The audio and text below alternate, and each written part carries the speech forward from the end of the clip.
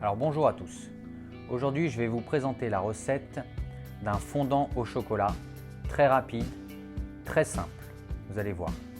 Alors il nous faut en premier temps 250 g de chocolat noir 70%, 250 g de beurre. Si vous trouvez que c'est un peu trop, vous pouvez descendre jusqu'à 200, il n'y a pas de souci. Mais le mieux c'est 250 g. 250 g de sucre cassonade. Si vous n'avez pas du sucre blanc, fera l'affaire. 70 g de farine et 4 œufs. En premier temps, vous allez préchauffer le four à 200 degrés. Tout d'abord, vous allez faire fondre le chocolat dans une casserole avec le beurre, tout doucement, en remuant sans cesse à l'aide d'une maryse. Quand le chocolat est fondu, vous voyez, il faut qu'il soit bien lisse, bien brillant. Voilà, il faut qu'il ait cette texture-là. On va le débarrasser dans un saladier.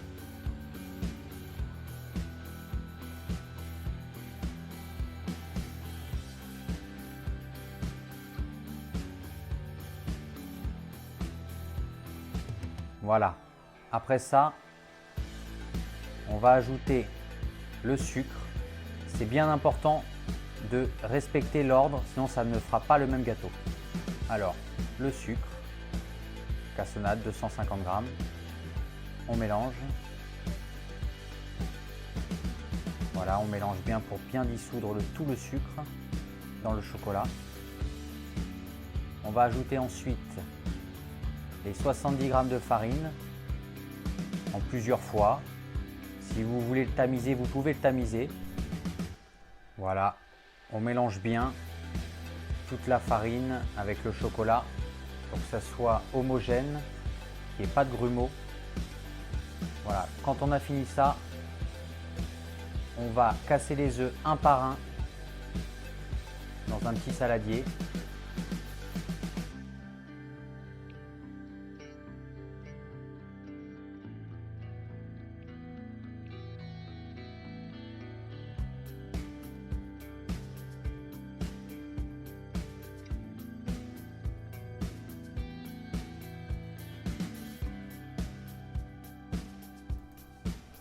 Voilà, quand nos œufs sont cassés, on les bat en omelette avec une fourchette. Voilà, on les bat vraiment bien. Et quand ils seront bien battus, on les ajoutera au chocolat. Voilà.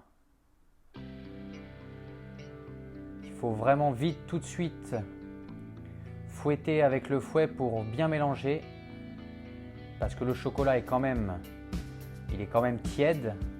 Donc il ne faut pas que les jaunes et les blancs cuisent. Voilà, on fouette bien.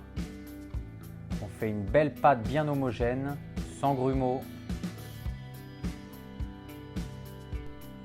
Voilà. Quand notre pâte est bien homogène, on la met dans un moule en silicone à l'aide d'une maryse. On veille à ne rien laisser dans le saladier. Ensuite, on va tapoter le moule sur la table pour enlever les petites bulles d'air qui sont emprisonnées dans la pâte. Et on va enfourner à 150, oui, 150 pendant 25 minutes. Donc voilà, après 25 minutes de cuisson, on l'a laissé reposer 10 minutes. On va couper une part, vous voyez, il a l'air incroyable. Et vous voyez, magnifique, magnifique.